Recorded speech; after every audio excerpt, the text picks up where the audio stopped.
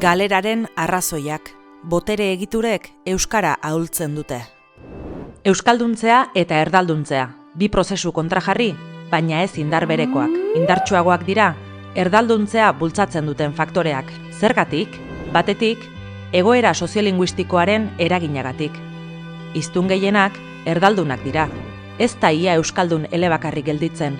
Elebidunen artean, gehienek erdaraz errazago hitz egiten dute, eta hiztun gehienak erdara nagusi den eremuetan bizi dira. Inertzia handiak daude euskaldunak erdalduntzea eragiten dutenak, eta aldiz, apenas dago joerarik erdaldunak euskalduntzera bultzatzen duenik. Euskararen ahultasun orokorrak berarekin dakar galera prozesuak nagusitzea.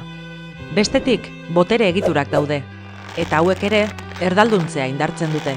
Euskararen aldeko politikek euskalduntzearen alde eginarren zenbait lurraldetan, oro har, erdaren nagusitasuna nabarmena da lurralde osoan.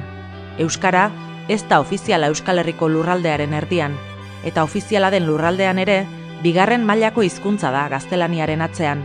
Gaztelaniak eta frantsesak estatuak dituzte atzetik. Euskarak ez. Lan merkatuan ere, gaztelania eta frantsesa ezinbesteko hizkuntzak dira ia kasu guztietan. Euskara batzuetan bakarrik. Hedabideetan, pantailetan eta kultur kontsumoan ere, asko handiagoa da erdarazko eskaintza. Guzti honek eragiten du erdalduntze prozesuak indartzea eta euskalduntze prozesuak trabatzea. Egoera hau erraz irudikatu daiteke eskailera mekanikoen metaforarekin. Euskal Herriko toki gehienetan euskaraz bizitzen alegintzea kontrako norabidean aritzea da. Euskaraz ez dakiena, euskaraz ikasten eta bizitzen ahalegintzea, beheranzko eskilara mekanikoetan igotzen ahalegintzea bezalako ariketa da. Nekagarria. Oso nekagarria.